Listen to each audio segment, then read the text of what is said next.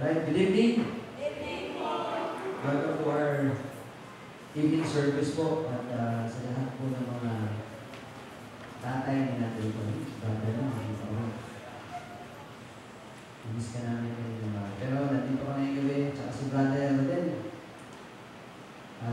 Happy Father's Day po sa mga tatay na narito. Pastor Bob, nandiyan na si Ate.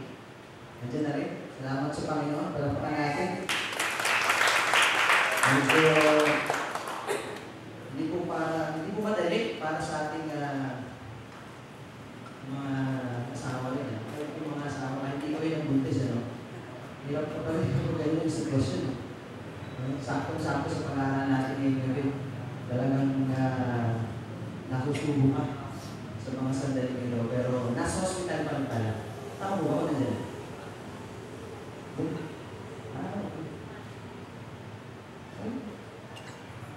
So, pag-pray natin patuloy yung kanyang pag-ubuntis po natin. At ganun din po yung ating po mga kapatiran na banggit na yung umaga ni Pastor James. Meron tayo kumahatin sa IBCE sa tingin na kasama po doon sa na-aksidente doon sa nabalitaan po yun. Dapat talaga yung daanan na yun, magdadaanan ng truck po. Kung lagyan ng anong Rosinghams para hindi naman siya. Nag-isolti na lang.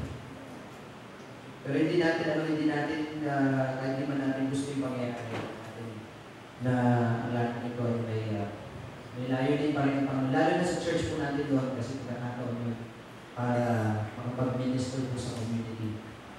I pray na yung family po noon magbukas ng pagkakataon para pahayag tayo sa salita ng Panginoon. Sa lahat ng mga nangyari sa ating netong mga linggo ito, marami po parang roller coaster, no? Kila ma'am, sa ating pinag-pray na nakasama na nila ngayon. Amen? So, sino na next na gusto mong mag-pray din? Alright? Alam mo, hindi naman po ano ito eh. Pag-pray nyo rin po. Alam kung iba sa atin dito yun ang siguro na sumagi na sa isip nyo na pwede kaya akong mag-apostle. Pag-license mo na kayo. Bakit hindi? Sa pag-pray natin po, kasi marami po talaga mga kabataan na hindi nila alam kung ano ang mangyari sa kanila doon. Of course, tayo, all of us din, matagal na tayo na partner natin yung mga grupo ng mga tumutulong sa mga orphans. Okay po, saka sa mga orphanages. Tayo po ay ginagawa na po natin ng matagal na. Pero ito po ay marahil pa personal na sa'yo. Hindi sa'yo ng Panginoon. Bakit? Hindi mo yung pag-pray. Consider mo at maging kabahagi tayo, maging advocate tayo para tulungan sila. Pagkakataon ito para yung disciples. At makakabahagi natin si Kristo. So tutuloy po tayo sa ating pag-aaral patungkol sa God's open door. Particularly dito sa topic na steps to putting faith to faith. Sabi nyo ay faith to faith. Yung iba po may gusti sa ingat po Sabi nyo pastor natin ba? Lumabas faith to faith. Okay. Pero totoo po yun. Kailangan natin maintindihan. Importante po ito para sa atin na lahat po tayo ay tinatawag ng Panginoon. Alright? Dito sa tinatawag natin pag-aaral na ito, putting our faith to faith.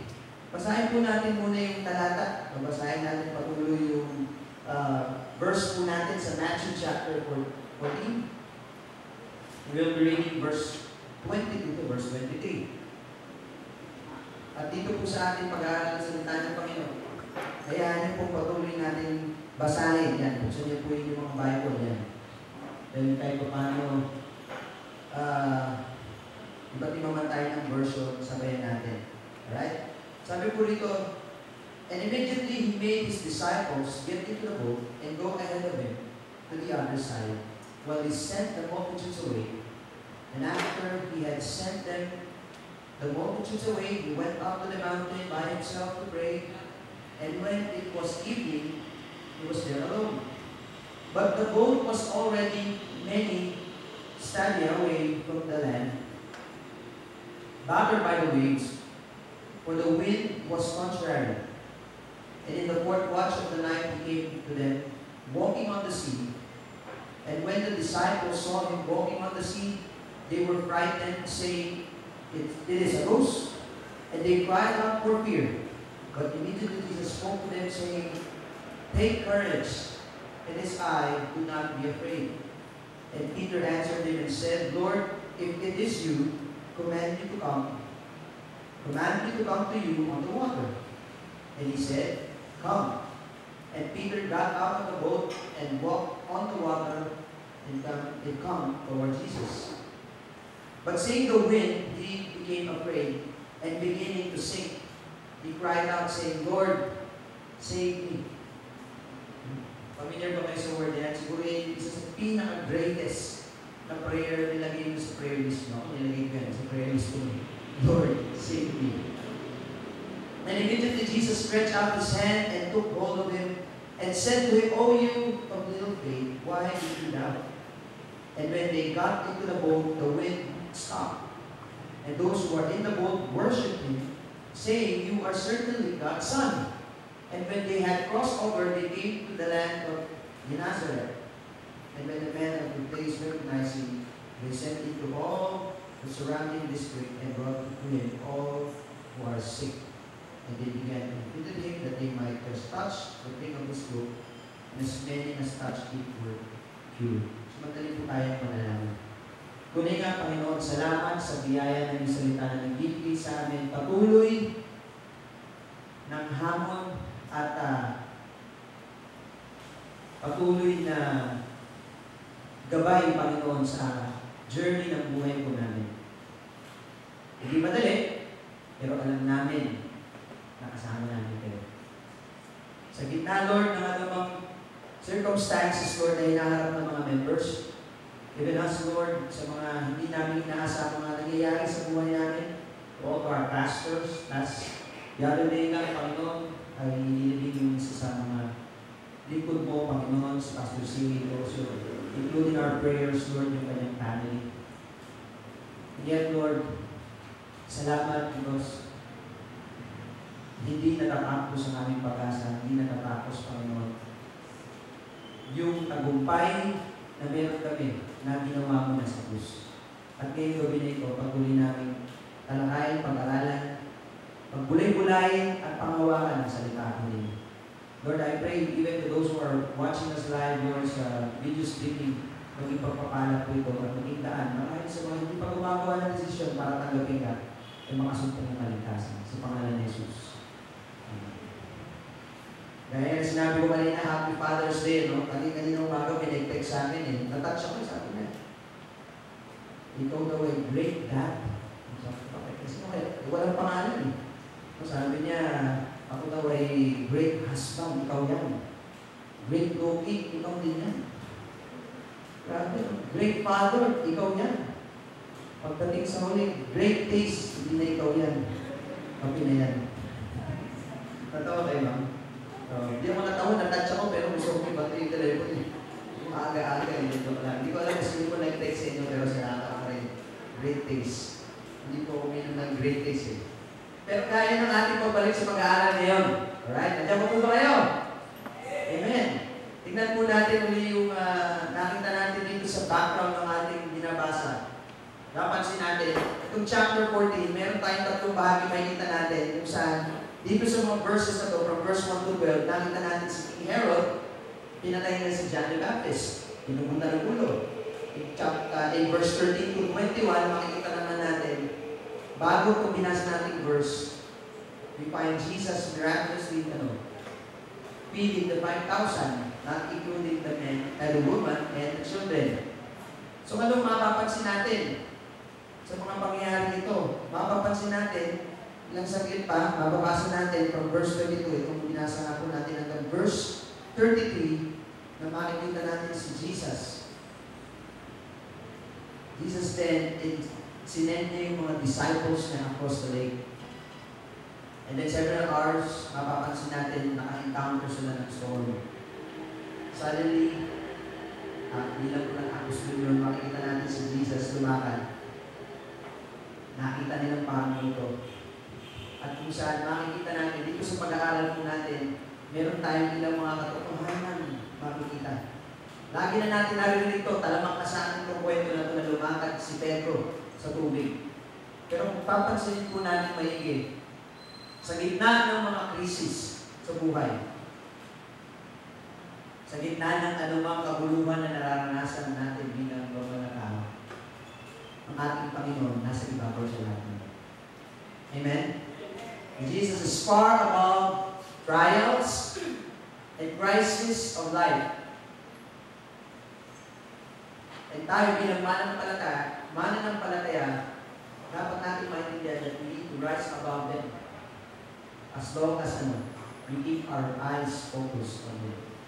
So mapapansin natin, kung babalikan ulit natin po yung verses po na binasa po natin kanina, particularly sa verse 22 hanggang verse 25, makikita natin na si Jesus, sa verse 22 pa lang, talagang kinumpel niya yung mga disciples niya. Kanina binanggit din sa atin ito ng ating pastor sa ating pag-aaral, na talagang pinilit niya, kinommand niya, alright? Na sumakay yung mga disciples niya doon sa lake. Dito sa lake, sa boat, doon sa lake. Okay? Mapapansin natin, again, this story, pagod itong mga disciples niya. Dapat patapos na niya magpakain eh. And then also, napansin natin, yung mga tao, hindi lang gustong, alam mo yun, humingi ng pagkain, pagkatapos sila mapakain, gusto naman nila ngayon, politically, gusto nila si Jesus, okay, maging hari. Alam mo ba yung kwento yun? Dahil nakita nila kung paano yung mga disciples po. Okay? Wala silang sagot, pero ang Panginoong Jesus, gumawa ng paraan para mapakain lahat ng libo-libong mga tao yun. Alam niyo ba, sabi doon sa mga ilang pag-aaral, na itong mga tao na napakain, gusto nilang gawing hari si Jesus. Pero hindi naman natin doon ng Panginoon para maging kapalit ni Herod that time. May iba siya gusto i-establish yung kingdom na hindi nakikita. And at the same time, ito po yung plano talaga niya. Hindi kasama yun. So, nangyari, umalis sila. Pagod na pagod, exhausted. Isa pa, yung mga kasama ni Jesus na disciples, karamihan sa kanila po, ay mga fishermen. Alright? Fishermen po. Hindi lahat. Sabi natin, sila ay aral, pero sila ay mga mangingisda. Pero mapapansin natin, kabisado nila kung ano yung oras o panahon na maraming pwede magkaroon ng hindi maganda kung sa mga panahon. At naniniwala ako, maraming isa rin sa dahilan kung bakit parang ayaw din nila siguro sumama sa lahat sa mga oras na yun. Dahil alam nila. Alam mo na mangyari. So kung mo na mag-drive dito sa EDSA, alam mo pagka-rush hour traffic, sa mga nagda-drive, dadaan ka ba dyan? Di ba hindi? Kagamit ka ng mga looban na daan, kahit malayo, as long as may iwasan mo. Gagamit ka ng GPS.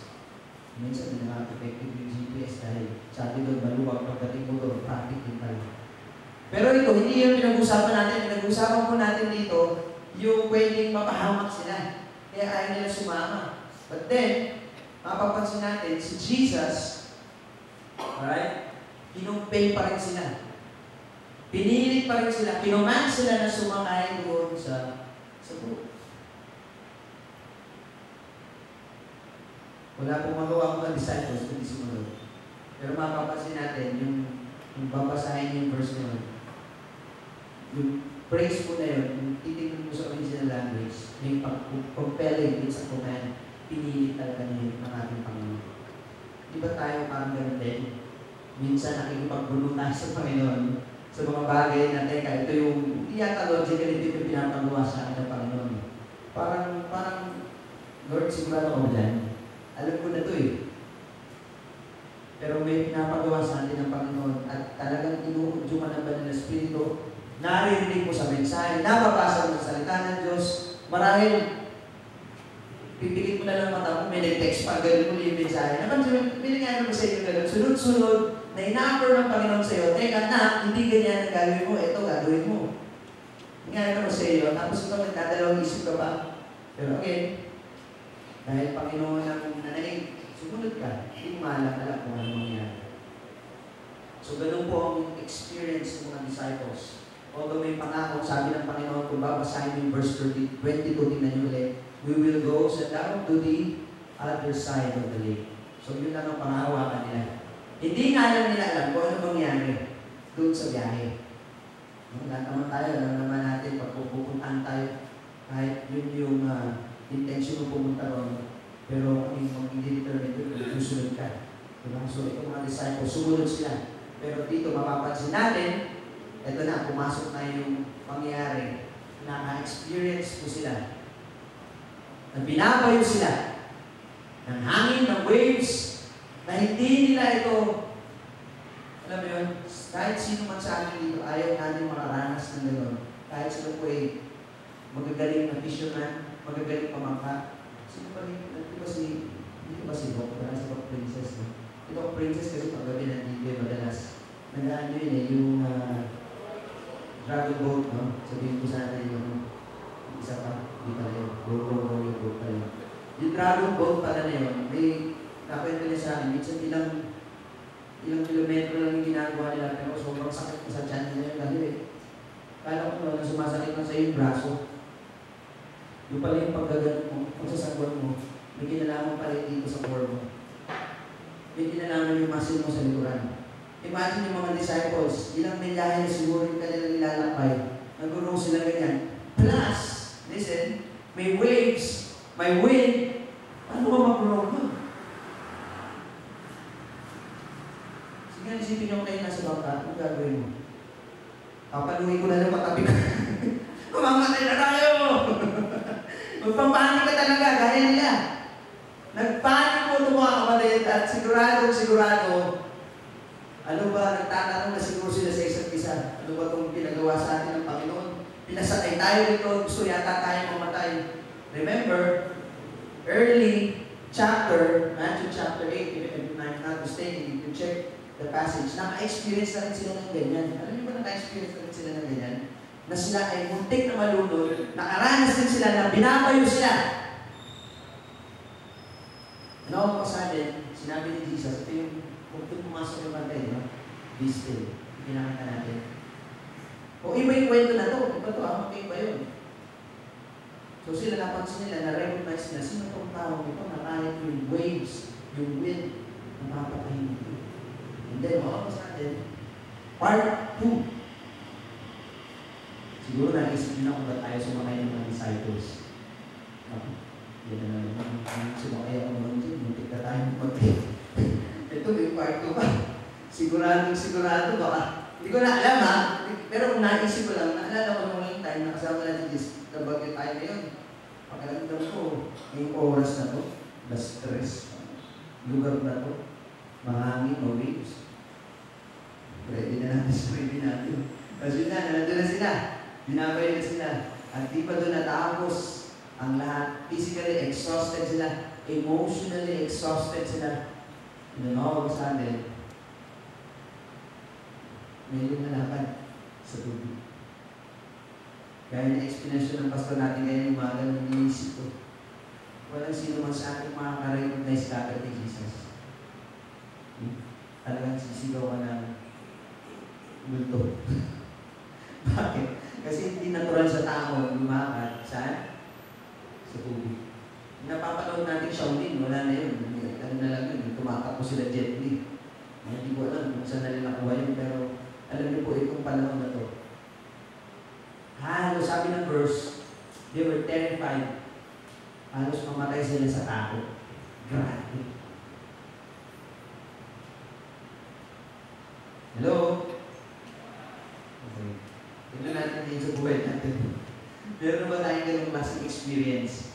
Na binabayo, binabagyo, halos magaling yung bangka na sinasakyan natin, itaog. Hindi ko sinasabi literally yung ganong experience natin. Pero yung ganong klaseng experience ng pagsubok na dinadaanan natin. At di natin ma-recognize si Jesus.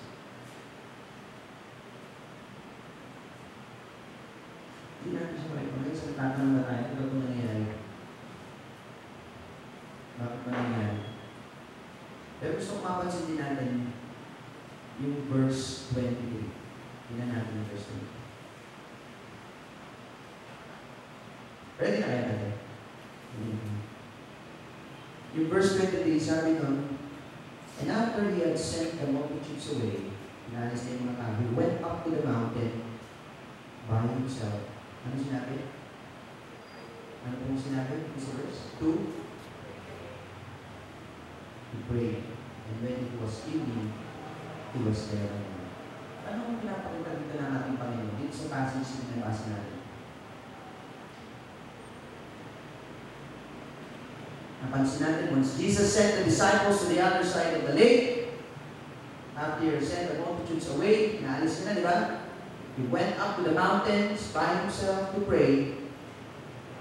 Di ba isang napakagandang example po yan? Example of what, Pastor? Listen, church, Jesus took time out after, sabihin natin, remarkably busy day para manalangin. Ano pinapakita dito? Tingnan natin yung first point natin. Although maraming sinasabi yung point natin, katotohanan na pwede natin makita dito.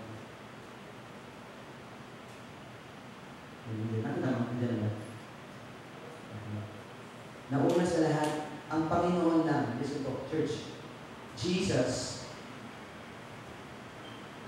will always lead us. Naniniwala po kami doon? Jesus always leads the way. Sabihin nga natin yung Jesus always leads the way.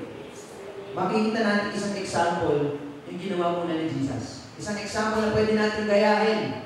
Isang example na pwede natin makita na siya mismo nagbigay ng panahon, ng oras para mag-spend time to communicate with our Heavenly Father. Kung mapapansin natin, bago mag-feeding ng 5,000, early in the verses, nag-pray din siya. At kung mapapansin nyo, ilan sa mga miracles na nangyari, kung titignan nyo sa Gospel, there are several times na pumupunta ang Panginoon, pupunta sa isang lugar para manalangin, hindi ng gawin sa Panginoon. So tayo, bilang mananampalataya, patuloy natin dapat kinikilala yan. Sa gitna ng napaka-busy natin, na ginagawa araw-araw, we really spend time, just like Jesus, to pray, to communicate with our Heavenly Father, and ask, Lord, alam ko, kayo ang gabay ko.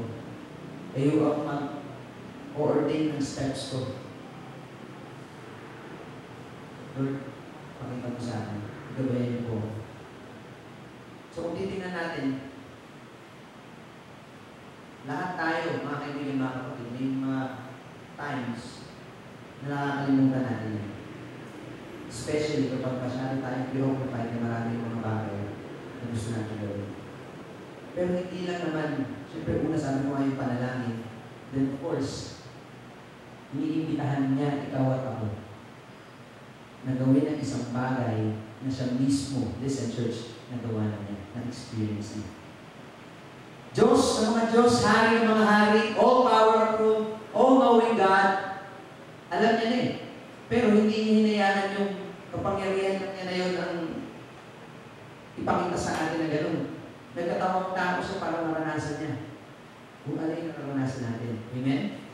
So wala talagang excuse eh, para sabihin natin, Lord, di mo ako naiintindihan eh. Hindi, ginawa nga daw, nagpakababa siya.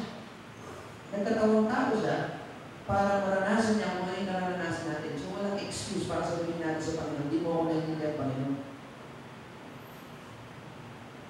Kasi siya mismo naranasan niya, pinagdaanan niya. So iniimbitahan niya tayo, ikaw at ako. Is it inviting us? Where the Lord leads, He has walked before. Amen? Hindi natin pwedeng i-deny yung katotohanan ngayon, mga kapatid. Sa gitna ng anumang nangyayari sa buhay natin, always remember na ang ating Panginoon ang maglilid pa rin sa atin. Whatever the reason may be, there is an important lesson na kailangan natin makita. Jesus, listen, Jesus always leads the way. Sino man nag-lead sa'yo? Yung takot mo? Yung plano mo? Yung gusto mo? Saka dadalhin niya. Marahil, binabagyo na nga yung buhay mo, ikaw pa rin magkukulang siya. Pero dito, iniimbitahan ng Panginoon yung disciples na sumakay sa bangka. So makikita natin yung wisdom doon na Panginoon pa rin pala yung naghahanda, yung nag-ordain yung steps. All we have to do is to follow and willingly submit to His plan. Ikilalanin mo ba yun? Ikilalanin mo ba yun? Problema, marami sa atin, even tonight, hindi ka pa sumasakay ng bangka. So paano mo sasabihin na si Jesus, siya yung maglilid ng way mo? Iniimbitahan ka kanya. Subukan mo muna. Subukan mo. Subukan mo talaga. At sinisiguro ko sa'yo na unti-unti mong maintindihan yung nais ng Panginoon. Yung pakita sa atin. As long as willing ka sumunod. So nakita natin yung picture kung para kung saan si Jesus, hindi lang niya nagawa na experience yung mga bagay na lahat tayo dito marahil sinasabi natin, nararanasan na rin yan. Alright? Pero yung prayer po, mahalaga po yan. Tingnan po natin yung pangalawang point na pwede natin makita. This time, makita natin si Peter kasama na sa picture. Right? There will be, sabi sa point number 2 natin, babasahin natin yung verse 25 to 28. Sabi lang, there will be a risk. Basahin na natin yung 25 and verse 26. Bakit mayroong risk? Makikita natin sa verse 14, chapter 14, verse 25, and the fourth watch of the night, he came to them, madaling araw ng alas 3, walking on the sea, nakita natin, after ng lahat ng bagyo-bagyo na waves, wind, was contrary on them, makikita natin ang Panginoon lumakad sa harap nila at nakita nila, verse 26, and when the disciples saw Him walking on the sea, they were frightened, saying, it is a ghost. And they cried out for fear. So mapapansin natin, una, yung bagyo. Na-experience nila yung bagyo. Kaya na binabanggit ko kanina. So pinaka-safest pa rin, pero parang hindi pa rin, no? Na pwede mong maisip, stay ka na lang sa bangka. Siyempre, kailangan namang tumalog at lumangoy. So kahit ilang oras ka lumangoy doon, hindi ka uusan. Bakit? Baka itabog na ba pala yun? So pinaka-safest na alam nila is yung boat. Safest place. Pwede rin silang magsama-sama na lang.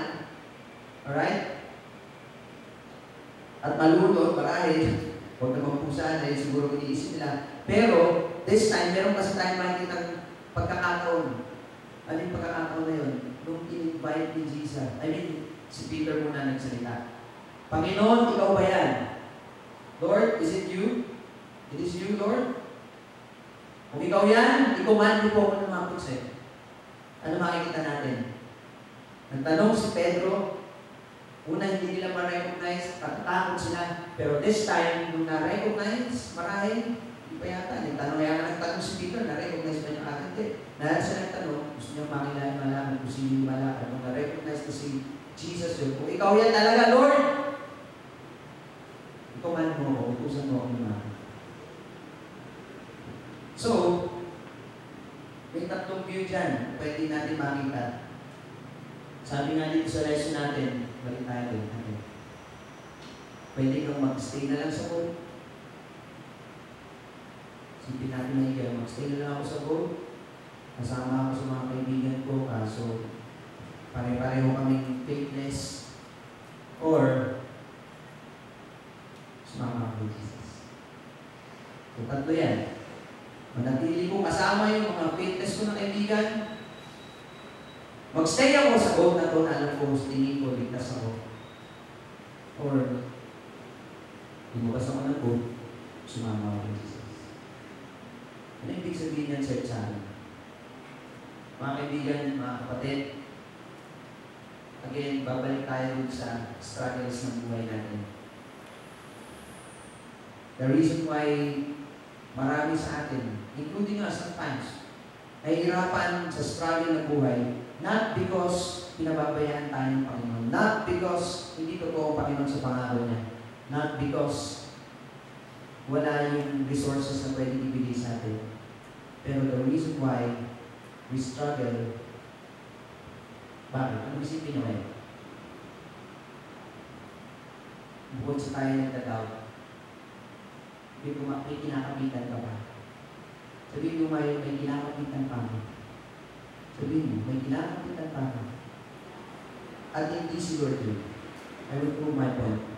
May kinakapitan ka na iisip mo para hindi, ano yun, ikaw yung nagdidikta pa rin, para hindi ako mapaliwara o sabihin natin, papahiya sa harap ng mga kaibigan ko o sabihin natin,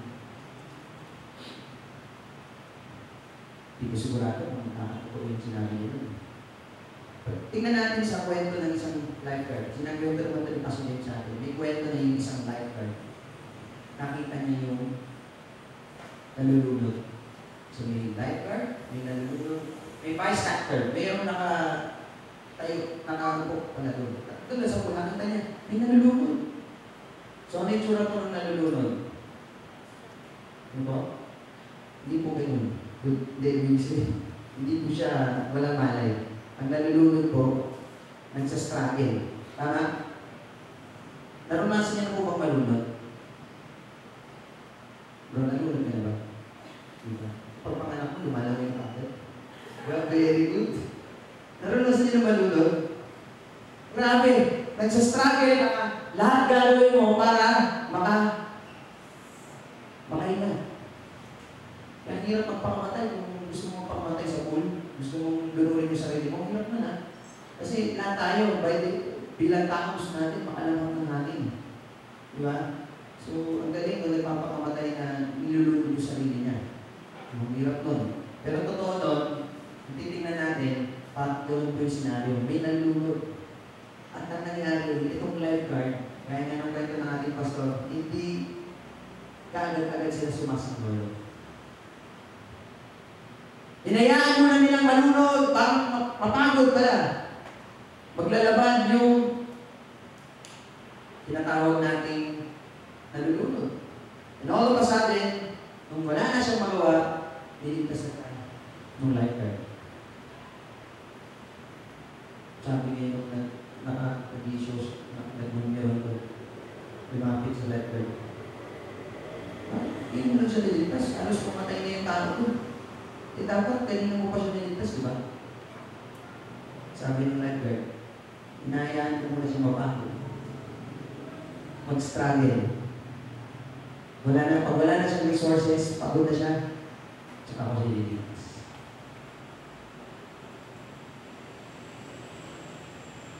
Hello? Parang kayo kayo.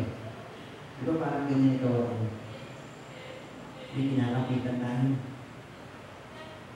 Kailangan natin ng tulong. Pero totoo nun, umapalag ka. Gusto mo pa rin iligtas yung sarili mo sa paraan mo. Ngayon sabi ng Panginoon, sige, anak, kaya ko muna maubos yung lakas mo dyan. Hindi dahil gusto tayo pabayaan ng Panginoon, hindi tayo gusto pabayaan ng Panginoon. Ang gusto niya matutunan natin yung lesson na siya lang talaga yung only solution natin. Siya lang talaga yung makakalit. Wala nang iba. So ano makikita natin doon? Ikaw at ako marahil ganun yung ginagawa natin. Pagka may ganito tayong problema, solusyon kagad tayo. I'm not saying hindi natin gawa ng paraan. Pero again, babalik tayo din sa ating pinag-uusapan. Sino ba ang solusyon dyan? Nilapit mo ba sa Panginoon yan? Humingi ka ba ng karunungan dyan? Dumipende ka ba sa Kanya? Pinagkatiwalaan mo ba siya? Sumakay ka ba doon sa boat na sinabi niya sumakay ka? At ito yung guide kita dyan. Anumang business endeavor yan, anumang desisyon sa family yan, or anumang mga bagay na marahil gusto mong ituro sa pamilya mo, o desisyon na gusto mong itulong sa anak mo na kanilang pwedeng malaman, matutunan. Si Lord pa talaga yun, o ikaw lang yun. At para may safety net ka, at sabihin natin, ito pangawakan natin. Teka, asan si Lord? I wonder, marami sa atin sa struggle at hinahayaan ng Panginoon. Pero dito, pinapakita na sa atin, yes, there is a risk. Pero tandaan natin, there is more risk. Sabihin nyo ngayon, more risk. More risk kapag ginawa mo yan sa sarili. Kasi yung risk na sinasabi rito, yes, may risk, May challenge, may hirapan ka, may takot, pero kapag pinili mo ang Panginoon, mapapagod ka sa una. May hirapan ka sa una. Mauubos ang resources mo manahin sa una. Pero pag sumuko ka na sa Panginoon, at ang Panginoon ang siyang mahawak sa iyo, siguradong maliligtas. Siguradong hindi ka naputuluyang malulod sa anumang problema na pinagdadaanan natin yun. Amen? So, ano ang pipiliin mo? Wala sumasagot. Baka piliin nyo pa rin yung vote na lang. Piliin natin, alright, na i-focus natin ang ating sarili sa Panginoon. Pangatlo at ulit, patuloy natin makita sa mga verses na ito. Kung saan si Peter, nabasa natin, balikan natin yung verse. And Peter answered them and said, Lord, if it is you.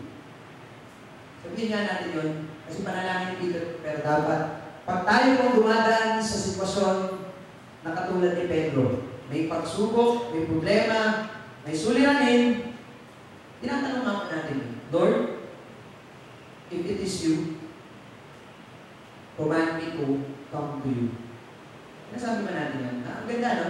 Titignan natin, teka pastor, di maganda kasi may pinagdadaanan ako. Hindi ibig sabihin, yung sinasabi ni Pedro, na nire-recognize niya sa gitna ng storm, si Jesus, at nirequest niya, kung ikaw ba yan, Panginoon, let me come to you.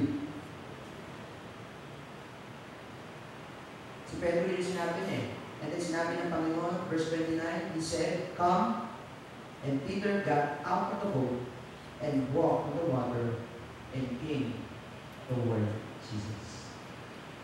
So ano makikita po natin dun? Ang atong punto po, when we see Him, step out.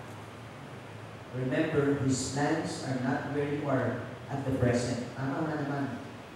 Kung tayo po, nandun lang sa boat, hindi natin malalaman, di ba? So, hinihingi sa atin ng Panginoon, kinokoman tayo lumabas sa bangka, sa boat, at tandaan natin na yung plano niya sa buhay natin. At the present, hindi mo pa nakikita yun.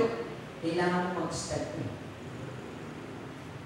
Okay? Sabi doon, sabi sa verse, binasa natin dito, let me come to you, step out. You'll never see beyond the door until you step out and walk in. So, anong kailangan natin gawin, mga kapatid? You and I need to step out to God where He is. Where He is. So, kung titignan natin, mga kapatid, gaano ba tayo madalas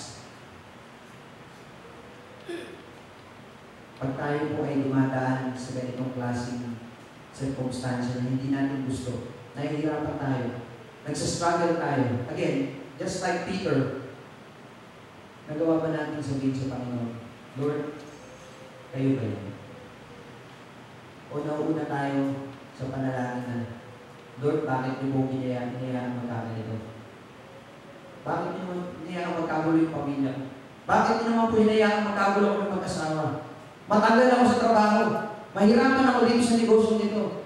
Masamot ako sa problema ito. Una-una sa lahat, baka naman ikaw nag-contribute niyan. Tingnan mo muna maigi. But if this is beyond your control, again, Lord, kayo ba yan? Kung kayo po yan, hanyayahan niyo naman ako lumakad sa tubig. Ganun ba yung prayer natin? Pwede natin makita yun, no? Lord, kayo ba yan? Kung kayo po yan, imagine to walk on water. Dahil dito nakita natin si Peter na experience na to, marami tayong criticism kay Peter, mahina yung faith niya. Maraming sasabihin natin, ano ba yan? Nag-doubt pa siya, nakalakad na siya sa tubig, pero hindi ganun kadali yun. Pero siya lamang, listen, sa lahat ng disciples, ang lumabas sa boat, take the risk, and step out of the boat, and walk on water. Di ba wala pasali, nakita nga niyo malaking waves. Marahil naramdaman niyo yung malakas na hangin na wala yung focus sa kay Jesus. Lumubog na siya. Pero nung sinabi niya, Lord,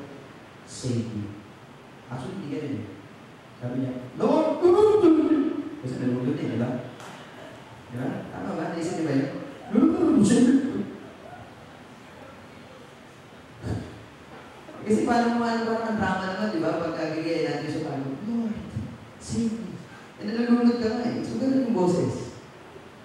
Diyan ko, nasubukan mo lang malunod. Ganun ba yung sinabi mo may drama sa lifeguard? Di ba hindi? Ganun yun. So ano nangyari? Niligtas siya ng Panginoon. At teka, listen ha, hindi lang siya niligtas, marami na yung nalakad niya eh. Dinala pa siya pabalik doon sa boat. Napansin niyo ba yun? Napansin niyo sa verse? Hindi naman siya niligtas tapos, Peter, hindi na naman ng palataya mo. Wala kang kwenta, nakita mo lang nakalakad ka na eh. Tumingin ka sa wave. Diba sinabi niya, di ba? Sabi niya doon, yun, dito. Ano lang yun? Parang inaalalahanan niya. Pero dinapit niya pa sa boat. Then all of a sudden, lahat sila doon sa boat, kasama mga disciples, na recognize nila, God is the Son of God. Pero si Peter lang ang naka-experience na lumakad sa tubig. Ngayon, nasa sa atin ngayon yung ball to make the decision. Binibigyan tayo ng Panginoon ng pagkakataon, ini-invite na tayo, although there's a risk, but we understand that He always leads the way, Jesus always leads the way. And again, the Lord is challenging us, you and I, to step out of the way. Kasi kung ano man ang mangyari, Panginoon pa rin mo magliligtas sa atin, dahan-dahin niya pa rin tayo. Kung saan tayo na, alam niyo ba nangyari doon after lahat ng yun? Hinahanda lang pala sila ni Lord. Kasi may panibago na namang journey. Alright? Testing na naman yung harapin nila. Pagdating nila doon sa lake, ay doon sa other side of the lake. Sa Gennesaret. Ano yun? Doon nakita natin ang Panginoon. Gumawa pa rin ng milagro. Nagligtas pa rin siya. At nasubukan sila. Kasi ibang story na naman yun. Pero gusto kong maintindihan natin. Mga kaibigan, mga kapatid, Jesus walks high above circumstances of life. Again, as long as I keep my eyes on Him, during the tough times, listen, step out of it. He will lift us up where He is far above them all. Ano yung ibig sabihin, Pastor? Naniniwala ko the only way to rise above the challenges, the circumstances, or crisis in life is by keeping our focus on the one who is above it. Nakanino ba yung focus natin? Nakanino ba yung focus natin? Si Jesus nagdidig sa atin lagi. Si Jesus, marahil dinadala tayo sa isang crossroad ng buhay natin na may risk. Pero si Jesus pa rin yung option mo. And si Jesus pa rin yung tutulong sa atin to step out of the boat. Isang step lang muna ng faith. Hindi naman ito kagad-agad na nandun pa rin. Pero the more na sumusunod tayo sa Panginoon, the more natin maintindihan kung ano yung plano sa buhay natin. Marahil sa iyo, kaibigan, ang nais ng Panginoon sa iyo, yung boat na yun, sumakay ka sa boat na makilala mo siya. Kung makilala mo siya na lubos, yun lang ang pagligtas ng buhay mo. Kasi marahil ikaw lagi nagpapon ng shock sa buhay mo. Marahil, may relief ka, nandito ka ngayong gabi, pero wala kang pang naalala ng time. Na talagang sumakay ka sa boat na yun para kilalanin siya personally sa buhay mo. Ang nais niya, maging anak tayo. Ang nais niya, masumpungan mo yung kapatawaran na ginawa niya sa krus. Masusumpungan mo yung kumananang palataya ka sa kanya at sa kanya. Yung marahil yung boat mo, lumabas ka doon. Kung sumakay ka muna pala, para tanggapin siya, at yung journey ng buhay mo ma-experience mo. Right now, hindi ko alam kung ano po yung mga pinagdadaan natin. But as we come to Him, again, in prayer, lalapit tayo ngayon sa Panginoon. Tinitingnan natin yung circumstance natin ngayon. Tingnan po natin. Ano ba yung mga nangyari ngayon sa buhay natin? Ano ba yung life event natin ngayon? Tinatanong ba natin, Lord, is it you? Can you command me to come? Basta di naman ako si Peter eh. Pangalawa, wala namang tubig. Malay, piloso ko pa yung sagot natin. Pero alam niyo mga kapatid, Ganun din yung pangyayari ngayon sa buhay natin. Pag may pinagdadaanan tayo, meron ba tayong, ganun ba yung pananaw natin? Lord, kayo ba yan? Pwede ba ako lumapit sa'yo? O mas nauna, alternative natin, teka, sino ba pwede tumulong sa amin? Teka, sino ba pwede utangan? Teka, ano bang trabaho maganda? Sino ba yung magaling na doktor? Ano bang gamot pwede kong painom? Ano bang pwede kong gawin? Mag-search tayo sa internet. Lahat, ginawa ko na, kinalimutan ko nga lang, yung pagkakataon na binibigay sa akin ng Panginoon, na-elite na tayo. Yes, there's always a risk, pero kung Panginoon ang kasama natin, kapatid, kaibigan, hindi niya tayo pababayaan. At ang nais na naman yan, sa'yo sa akin, lalo pa tayong lumapit sa Panginoon, lumago sa Panginoon, at ang pananampalataya natin, listen, yung pananampalataya pa natin ay patuloy pang lumago, mag-grow. Right now, let's all stand. Father in heaven, we thank you for the blessing of your word. Lord, lagi namin sinasabi, Lord, na kayo ang naglilid sa amin. Pero ang totoo niyan, minsan kahit sa maliit na bagay, kami pa rin yung naglilid sa sarili natin. Kami pa rin yung madalas nagtukol ng siya. Bakit kami nagtitiwala sa isang tao na lang namin na malaki ang porsyentong sumublay at kaibiyo? Pero ito kayo, isang perfectong Diyos, nakakaalam ng kinabukasan namin, na pinagdadaanan namin, ng struggles namin, ng mga marahil kinakatakutan namin sa buhay na pinagdadaanan namin, pero ang nais mo ay makita ka namin. At sabihin namin, Lord, kayo ba yan? Pwede ba ako lumapit sa iyo? Pwede ba ako lumakad sa tubig? At ang imbitasyon mo sa amin, Panginoon, anak, lumapit ka. Pagod ka ba? Nahirapan ka ba? Nagsastruggle ka ba? Ginawa mo na lahat, binuhos mo na lahat ng lakas mo, resources mo, ginawa mo na lahat. Pero parang kulang pa rin. Kasi gusto ng Panginoon sa amin, anak, sumuko mo. Bitawan mo na yun. Kaya mo akong mag-akit. Ako lang yung only, and the only solution. Ako lang yung tanging solusyon. Sumunod mo sa akin. Kaya hindi ko alam kung ano yung hanggang sa iyo, Panginoon. Pero kaya nang inulit ko, kanina pa, lahat tayo dumadaan sa pagsubok, sa bagyo-bagyo, challenges ng buhay. Anong madalas natin ginagawa? We basically depend most of the time sa instinct natin, sa solusyon natin. But God reminds us tonight, He's far above all of it. At ang gusto niya, patuloy tayo mag-focus sa Kanya. Patuloy tayo mag-focus sa Kanya.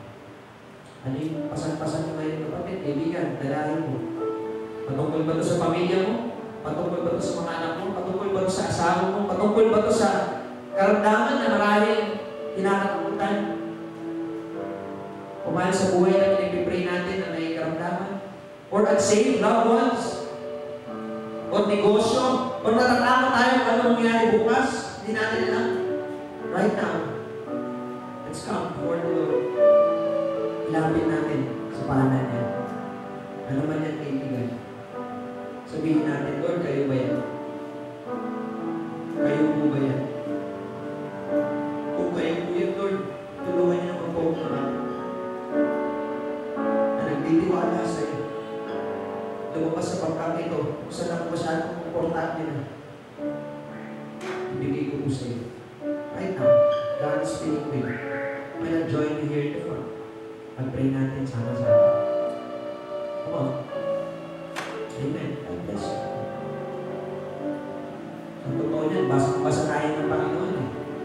Alam niya yung pinagdadaanan natin. Alam niya yung suliranin natin. Pero alam din natin, kasi natin,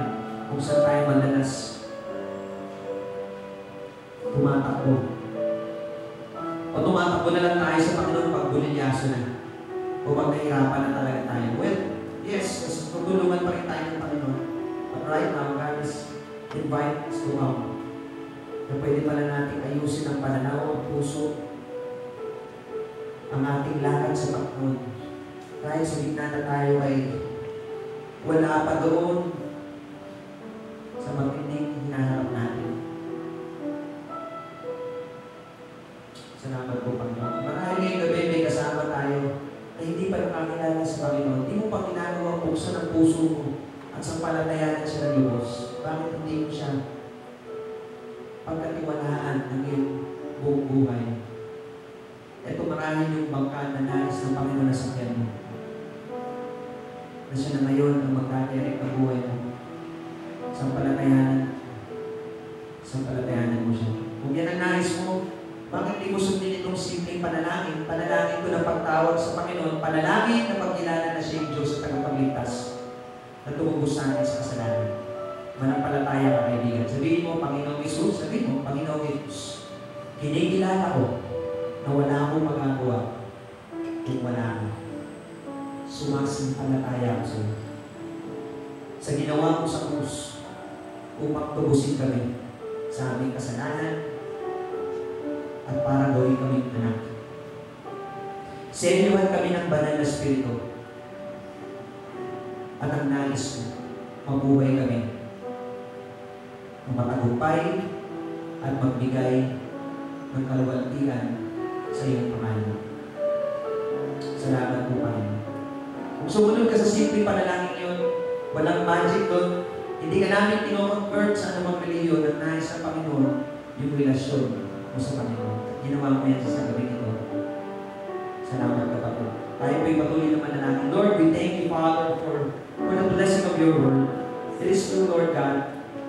Kami bilang mga anak mo, may mga times pa rin na kumakapit kami sa anumang resources na akala namin yung pa rin yung makakatulong sa amin. Yes, may mga times binibigyan mo kami, pinapadalan mo kami ng pwedeng tulong. Pero di ba, kayo pa rin yung nagbibigay nun sa terms nyo, hindi sa terms namin.